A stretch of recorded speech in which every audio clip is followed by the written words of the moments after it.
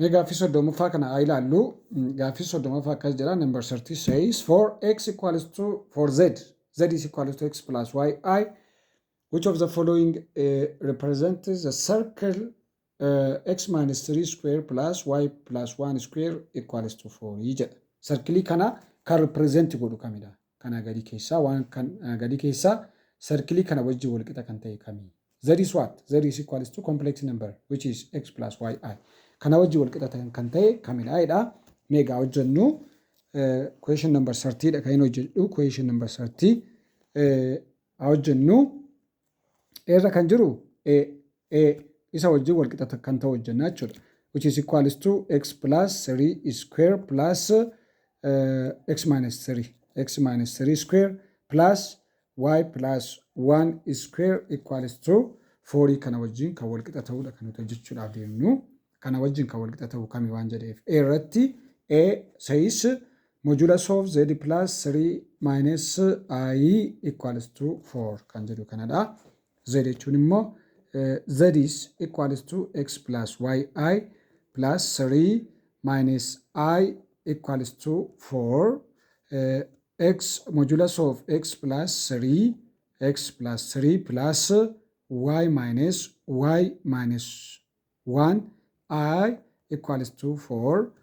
Kanaafu modulasiin kanaa immoo real part is x plus 3, imaginary part is y minus 1, square root of x plus 3 square plus y minus 1 square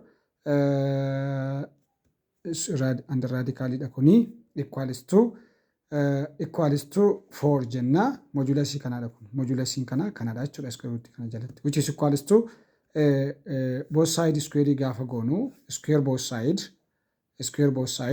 which is equals to x plus 3 square plus y minus 1 square equals to 16 fida jechuudha. 4 square is 16. Kanaafiyyuu kana yeroo kana wajjin compare goonu x minus 3 dha kan keenya gubbana kanarraa circlein kuni but this is x plus 3 which is not equal. Kanaafu a cannot be a solution. B irra kan jiru maa ilaalu.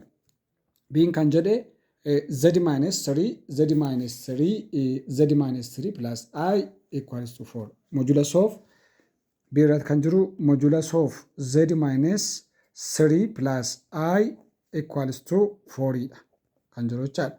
Kanammoo z jechuun immoo z is equals to x plus yi. X plus yi minus 3 plus I is equals to 4 dha. X plus yi modulus of x minus adana kana x adana kana immoo minus 3 plus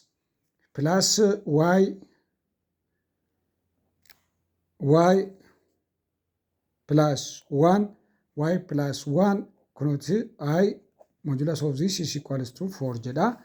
Maalti isheen kuni y dha, isheen kuni 1 dha, y plus 1 I dha which is equals to 4. Modulasiin kana immoo x minus 3 square plus y plus 1 square equals to both sides square goona which is equals to 16. Ammas kunis this is x minus 3 square 3 dha asitti wal fakkaata x minus 3 square. Eshi asitti immoo maalidha y plus 1 square y plus 1 square 3 dha. Asitti garuu kan koo 16 dha 16. Kun immoo equals to 41 ta'ee fi 16. Kun raadiyeesiin kana 2. Raadiyeesiin kana immoo 4. Kanaafuu wal qixa miti jechuudha circlein kun. Kanaaf B'n C deebii ta'uu hin danda'u. B is also not a solution. Ammas sitti dabarraa jechuudha. C'in kan jedhu z plus 3 minus I equals to 2 jedha. Z hojjennu z plus modulus of z plus 3 minus I equals to 2 jedha. Kana yeroo hojjennu akkam taasa jedhu zin keenya x plus yi dha. Modulus of x plus yi dha. Z jechuun plus 3 minus I equals to 2 dha. Ishee kana x plus 3 goona.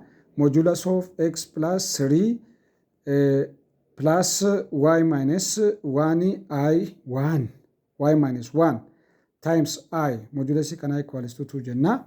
Ishee kana komma kana kan goonu square goona x plus 3 square plus y minus 1 the whole square equals 2 square is 4. Kanaafiyyuu kunis kana ta'a jechuudha. X plus 3 square plus y minus 1 square equals 4 ta'a. Kana yeroo compare goonu sasa kana wajjin circle qabnu wajjin not the same. This is x minus 3, this is x plus 3. Inni nama jedhu kun x plus 3. Kanaafiyyuu isaa walqixa miti, walqixan ta'anii jechuudha. Kanaaf kunis deebiin ta'u. B is not a C is also not a solution. Amma immoo D haa hojjennu. D'n keenya maal jedha isa jedhuu fi haa hojjennu. D'n kan jedhu z minus 3 plus I equals to 2 jedha. D says modulus of z minus 3 plus I equals to 2 kan jedhudha. Z jechuun immoo x plus y I dha. Minus 3 plus I equals to 2 jedha. Modulus of x minus 3 modulus of x minus 3 plus y in asii fudhanna plus 1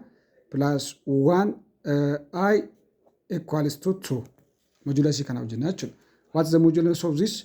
Modulus kana real part kana kanadha x minus 3 square plus y minus y plus 1 square y plus 1 is this is real part square equals to square root jala galee deebi'ee square ta'a which is equals to 4. Kanaafiyyuu mee kana ilaallu deebii keenya wajjin yeroo compare goonu circle keenya wajjin x minus 3 square plus y plus 1 square equals to 4 jedha.